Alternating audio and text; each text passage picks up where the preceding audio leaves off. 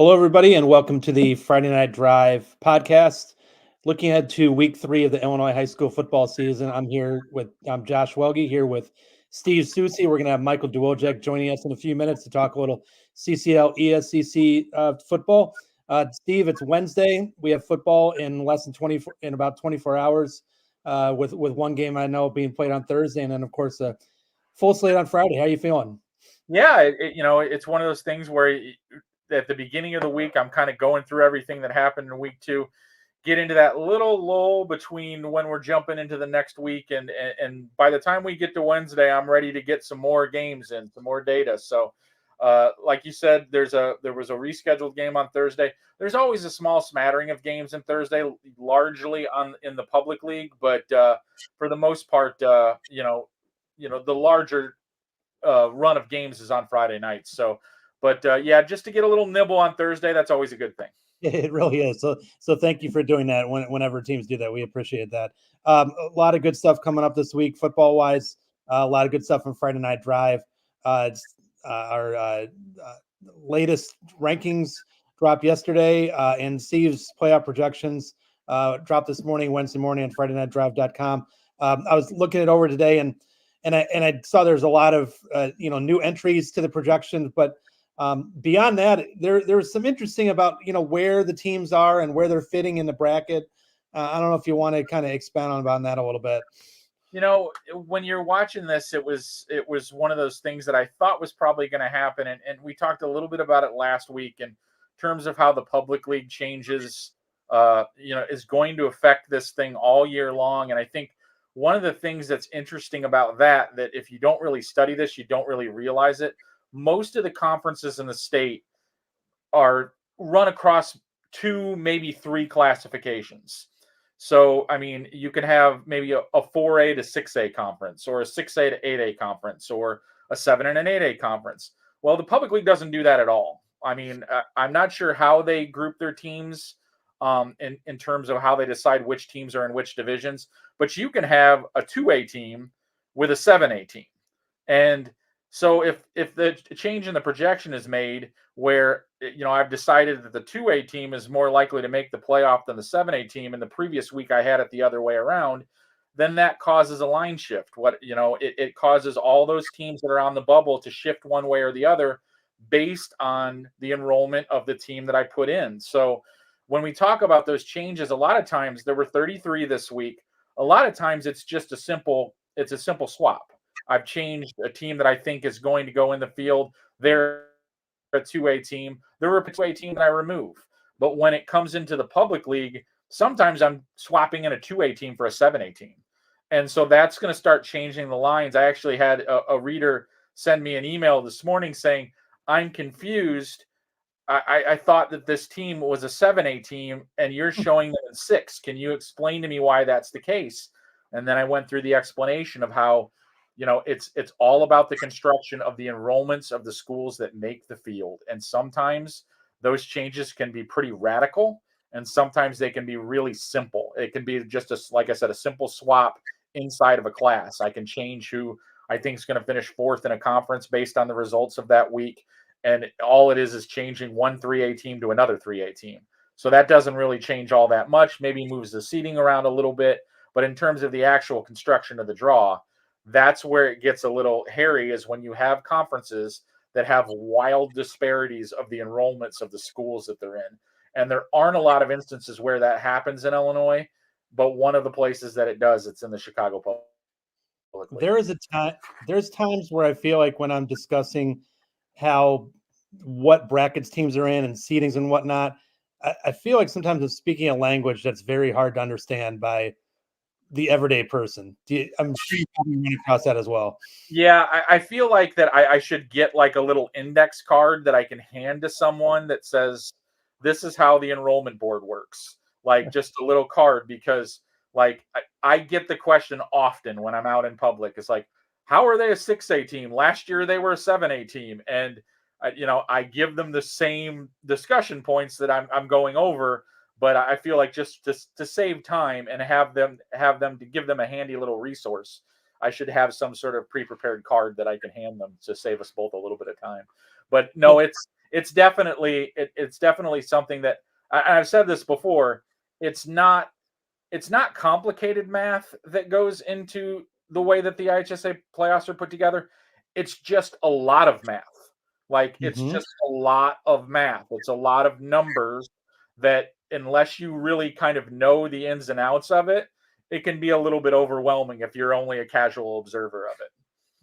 Speaking of different classes, one thing that I found really interesting, kind of buried in your story, was there's a couple teams that are playing, going to be quote unquote playing up this year in the playoffs. That I was like, oh, okay. I wasn't. I mean, East St. Louis has become kind of a regular there, but there's a couple of programs that I was like, oh, I was not expecting to see them there, but there they are. Yeah, I actually was confused as to whether or not that was even legal when I got the information about Antioch and Glenbard South both recently petitioning to join the 6A playoffs. I was under the misinterpretation, and I actually talked to an IHSA official this week that believed the same thing that I did, that you had to do it for a 2-year period that matched up with the enrollment cycle. So I thought, since we're in the second year of the enrollment cycle, I didn't think you could petition up. But in reality, the rule is written vaguely enough where you can do it in the second year, but you're doing it for 2 years. You're guaranteeing that you're going to be doing it for 2 years. So those two schools elected to petition up to Class 6A. They'll be doing it for the next 2 years. So they will do it for this year, and then they have locked into doing it next year. It doesn't matter whether or not you do it over the top of the enrollment cycle. It's just that you're committing for doing it for 2 years. Antioch was kind of an interesting case because right now I'm projecting them to be a 6A team anyway, but this would guarantee that they would stay in 6A if the enrollment board slipped them back down into 5A. Glenbard South is moving up from 5 to 6 in this situation. I was going to say they've become a team that I'm familiar with in the 5A bracket. Yeah.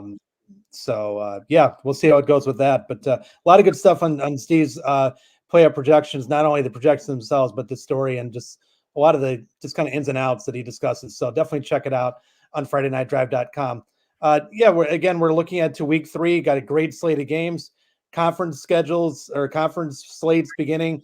In the case of the CCL ESCC, got a lot of great crossover games this week. Want to bring in our reporter Michael Duwojak, who covers that league, for us to kind of discuss things.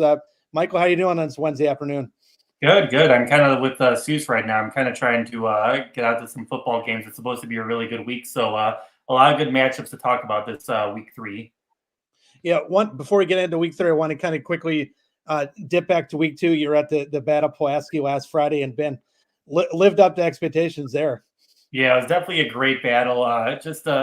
Whenever those two rivals come together, you always kind of want to make sure it's kind of a game like that. I don't think we expected a thriller where Brother Rice scores with a minute left, and then Marist just goes down the field to tie the game up, and then you got Marist scoring in overtime and then stopping Brother Rice on 4th and 2 to win the game. It was really fun.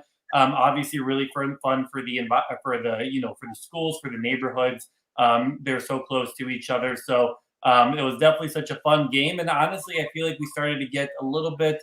We started to get a little clearer picture of what both of these teams are. I know we're still trying to figure out Marist, obviously under new coach Mike Fitzgerald. For Brother Rice, they have a whole new offense. What are they going to look like? I feel like we started to get an answer there. Obviously, I'm not going to start saying whether a team can win or lose a state championship after 2 weeks, but I think we started to get a clear idea of where Marist is going to be and where Brother Rice are going to be in their respective classes. Speaking of winning state championship, I think the marquee game, and there's a lot of great games this Friday in the CCL ESCC, but for my money, the marquee matchup, the game that you're going to be at, Nazareth, 2-time defending Class 5A state champion. They're going to be playing at Mount Carmel, defending Class 7A state championship. If I'm not mistaken, was the last time those two teams faced JJ McCarthy's last game at Nazareth? I could be wrong.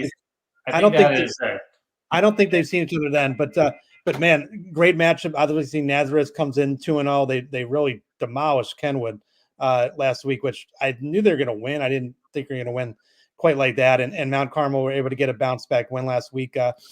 What's your thoughts going to that one, Michael? I think it's going to be a great matchup. I'm really interested to see.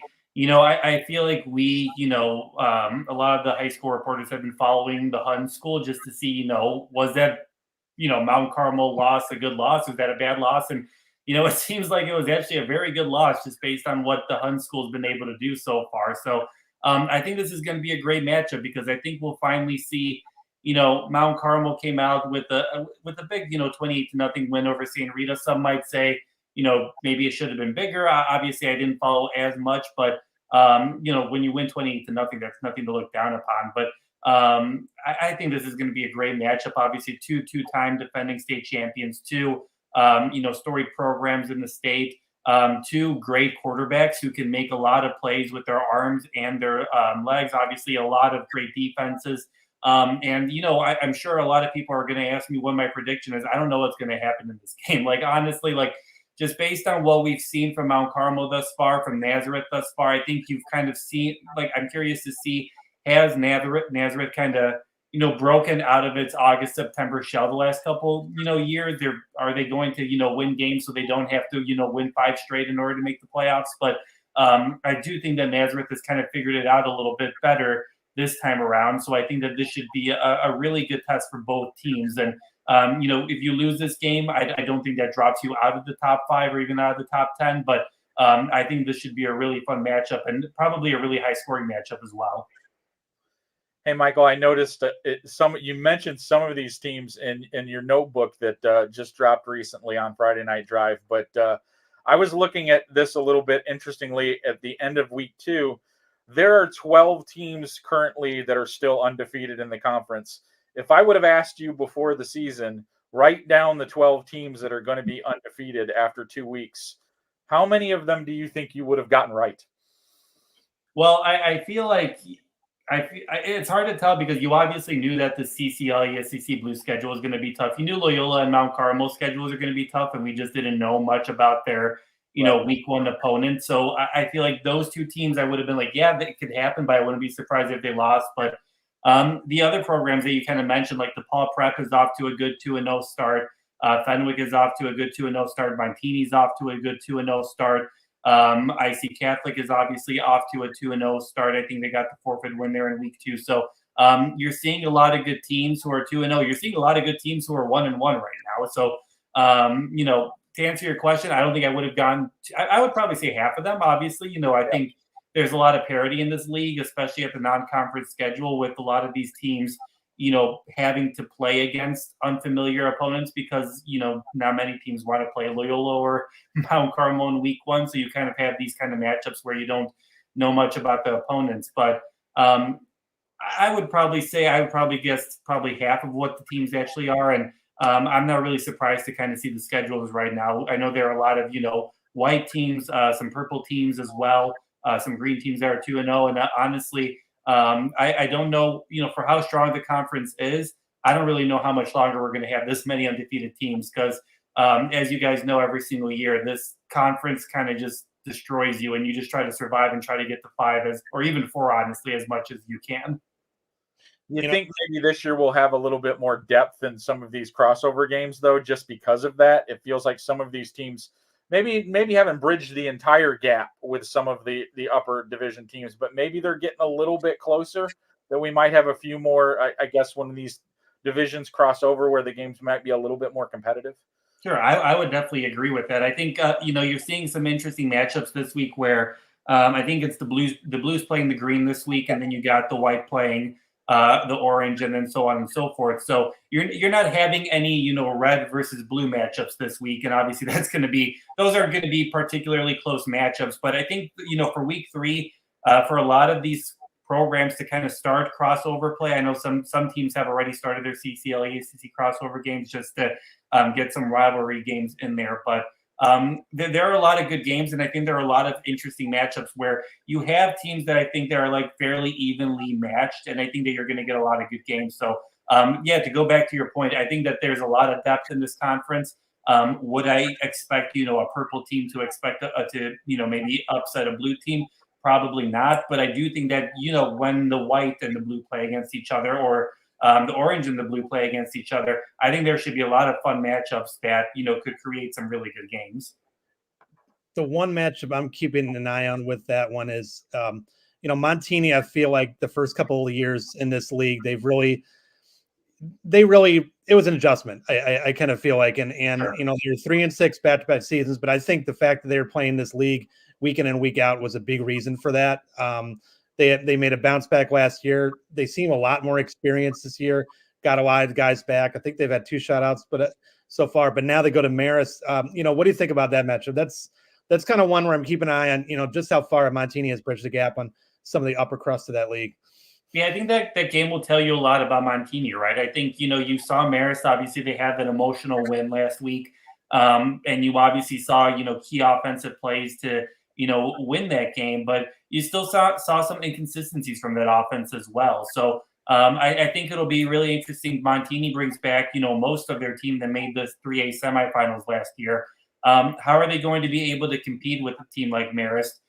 Who's obviously an 8A. Like, are they going to be able to keep up with the depth of, Marist is going to have backups. They're going to have a much bigger roster. Is Montini going to be able to keep up with that? I think that's going to be interesting. And we saw that last year when I covered their game against Brother Rice. Toward the end, you just kind of lost momentum because you just lose bodies after a while. You just don't have the depth that these bigger, 8A and 7A programs have. So I think that game will definitely be really interesting just to kind of see how does Montini handle that game? How does Montini kind of keep up with the depth that Marist has?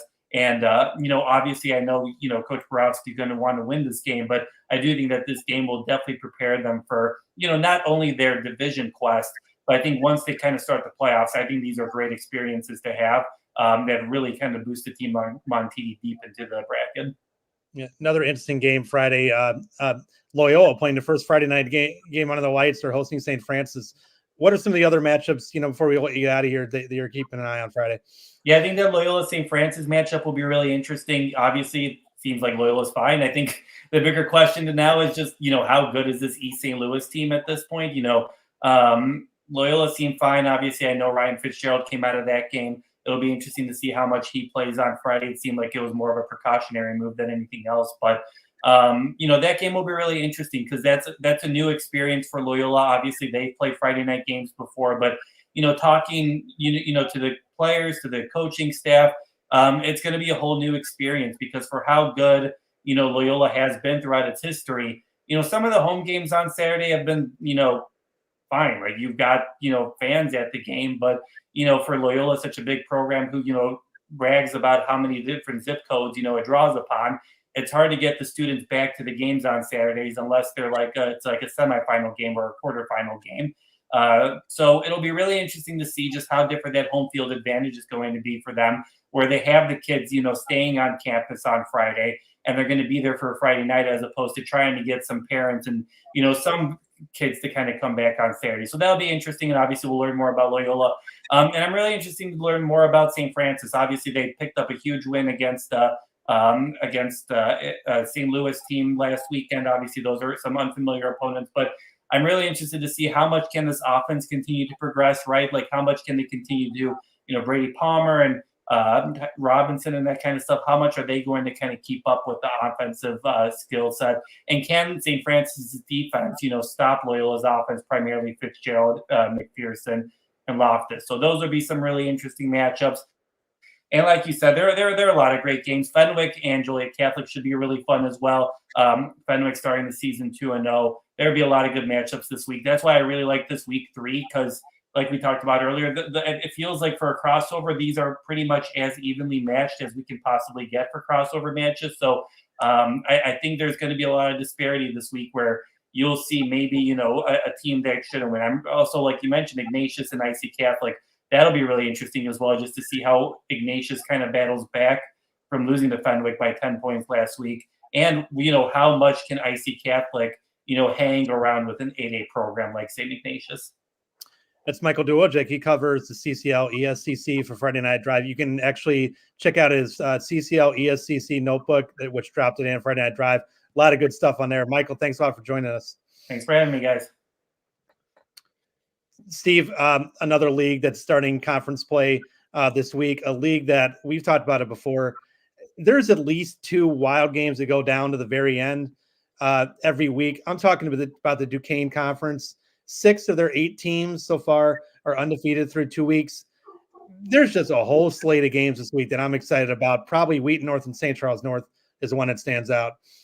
Yeah, I would agree. And for me, when we get into this situation with the way seasons typically break down, week 3 always tends to be one of the real fascinating ones for me, because that's when 18 conferences typically go into league play.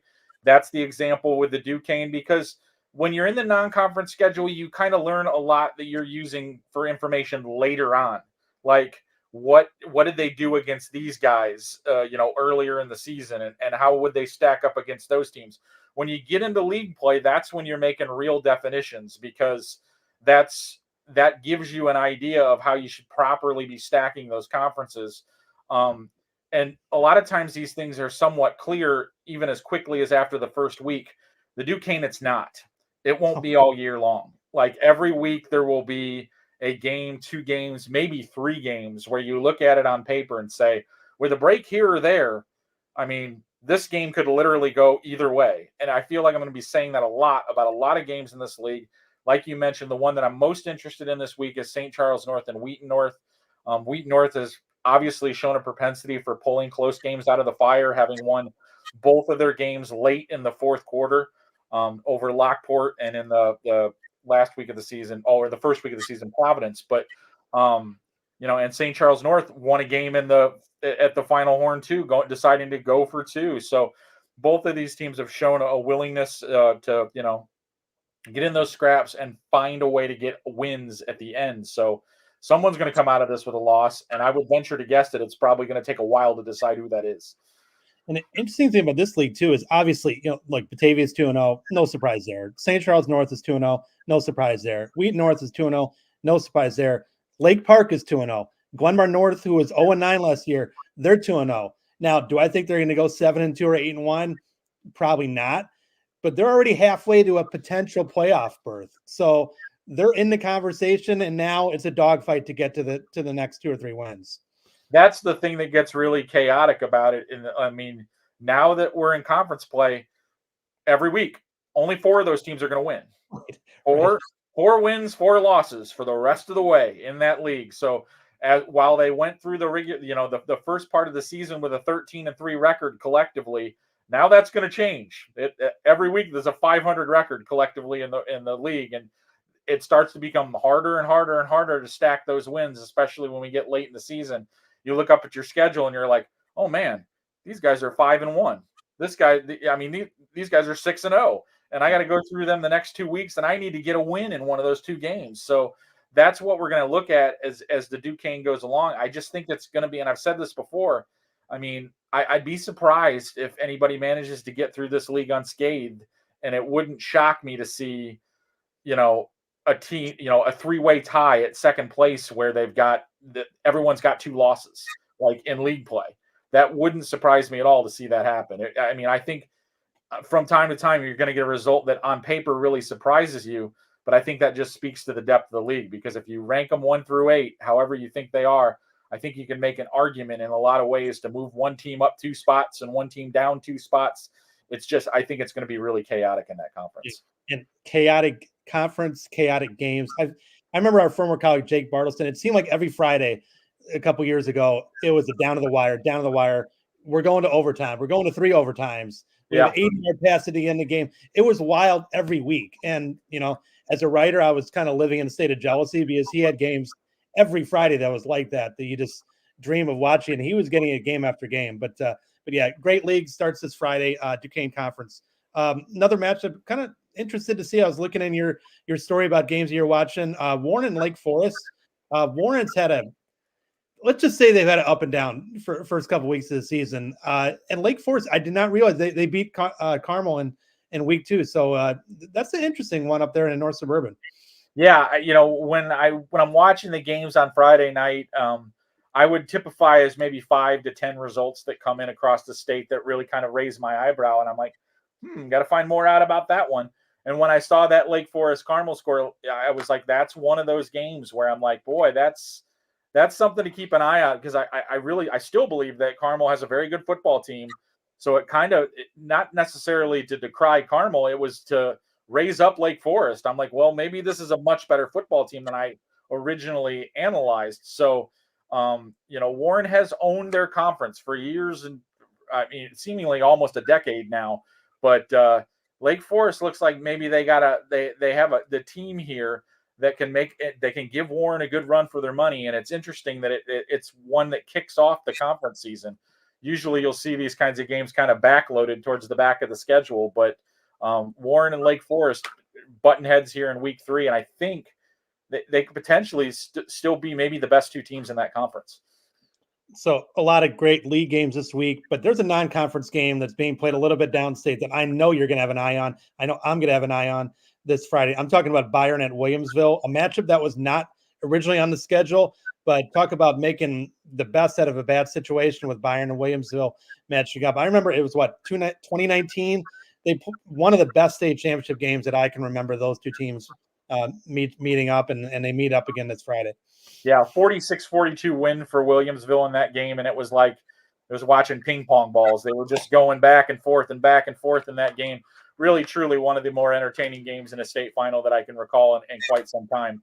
But yeah, like you said, just it was nice to see them come through with that, because originally, Williamsville was going without a game for a while because Riverton announced midway through the summer that they weren't going to be participating in varsity games. So what happens in that situation is you're entitled to a forfeit unless you can find another opponent. And then late in the off season, Rockford Christian dropped out, which left Byron with a week 3 opening. And I looked at it before this game was announced and go, man, that'd be nice if they decided to link up. But I know the various reasons why teams maybe might not elect to do that. They don't want to gamble on a game that, if they would have played that original opponent, they feel like they probably would have won. But the kudos to both programs saying, hey, we feel like we've got good enough teams that we're going to be able to get into the playoffs, whether we win or lose this game. Let's go challenge ourselves in week 3. Byron's making the trip down to Williamsville, and a rivalry that you wouldn't expect, but I'm sure that Byron is going down there to hopefully avenge that loss. Granted, those kids weren't in the program at the time when that happened, but still, a really nice thing to see that 2 teams are willing to step out like that and play basically what amounts to a challenge game against one another. So you don't see that often, it's really making the best out of a potentially bad situation. Another good non-conference game, another rematch of a playoff game recently. I'm talking about Peoria and Morris, and I do remember now looking at your story about that they met up 2 years ago in the playoffs, and final score was 76-56. Let's put it that way. Can we get anything like this Friday? Because my goodness. It's interesting because I didn't really know what to expect right out of the gate from Peoria. Kind of architect of their high-powered offense in Peoria is actually now coaching in Florida, Tim Thornton. He passed the reins down to an assistant in the program, Aaron Montgomery. And I didn't really know, does he keep doing the same thing? Does he keep trying to do the same thing? I saw Peoria in a playoff game last year and against Joliet Catholic, and it was a rainy night. Maybe that affected them a little bit. So the high octane just wasn't really working that night. So I'm like, well, what will they do? Well, they've scored 102 points in their first 2 games of the year. So it looks like they're off to, the same. They're rolling it back, if you will. They're trying to do the same things. And they've done it very effectively. Morris, I feel like that's a team that is growing into itself, lost some key specialists, but those guys that have replaced them have been really good so far. Particularly Jack Wheeler at the wide receiver position seems to have the skills in place. Obviously a high-level baseball recruit at this point in time, but seems to be able to go out and get the football as well on receiving routes. Has posted some big numbers in the first couple of games of the year. So it looks like Morris can score some points too. Scoreboard operator is going to be busy in that one. That seems to be pretty clear. Oh yeah, that's going to be a fun one. That's going to be one where it's like you're checking your phone every 30 seconds and there's potentially another score when you get a team like Peoria involved, and Morris can score as well. Steve, before we get out of here, any other, just kind of games you're keeping an eye on, or just any thoughts in general as we look ahead to week 3? Well, like I said before, I think this is the real interesting week in terms of starting to get a feel for where teams actually belong in their conference races, because sometimes you'll get two teams that play completely different non-conference schedules. One maybe plays a less rigorous non-conference schedule and gets themselves out to 2-0, and maybe another plays a much stronger schedule and they get through it at 1-1, and you're looking at it on paper and going, well, these guys blew out two people and they're probably the better team. Well, the conference schedule starts to level that playing field. So if you did play an unequal non-conference schedule with somebody in your league, but you might be better than them, that's that stuff starts to siphon itself out and figure itself out. And like I was saying before, the wins start to compress. Like the Duquesne, you can't have 6 undefeated teams anymore. I mean, there's going to be losses that are pinned up. So that you really start to get a lot more clarity once everybody starts to get into those conference schedules. You can start to earmark those games on the schedule that you're like, well, that's the one that I need to look out for. That's one maybe that we feel like we can get through. And then you really start to get a real good snapshot on what's coming over the next 7 weeks. And after this week, 6 weeks. Believe it or not, after this week, we're 1/3 of the way done with the regular season. It feels like we started about 15 minutes ago. So that's just one of the things right now that I'm looking at, because we're at the 1/3 poll after this weekend is over. So, I mean, you can really start to critically analyze where teams are at and what they have to do. You start to think about teams that, come out of this weekend at 1-2. I mean, if they traditionally get to 5-4, then they have to go through at least 3-2 the rest of the way just to get to that 5-win plateau. So it gets really, really interesting moving forward when you're looking at that. You can start to get a much, much better and much clearer picture of what we're dealing with here. Yeah, a lot of great high school football coming up this weekend. A lot of great stuff coming up on FridayNightDrive.com. Again, playoff projections that Steve came out today. We'll have all of our previews, from basically Western Cook County, the Mississippi River coming tomorrow, including, some of the games that really Steve has his eye on. JT Petaldy and Eddie Carifio, they'll be coming back tomorrow with their podcast where they look at Northwestern Illinois, DeKalb, Sauk Market, Ottawa, that neck of the woods. If you're interested in that, it's a really great podcast. Check it out. And then Steve will be back on Friday with Matt Rodewald from 9:30 to 11 for the live stream, breaking down everything, scores, highlights. We got a score crawl going. So if you're looking for that score, come to that. So should be a lot of fun. Until then, it's Josh William here with Steve Soucie. Thanks, everybody, for joining us.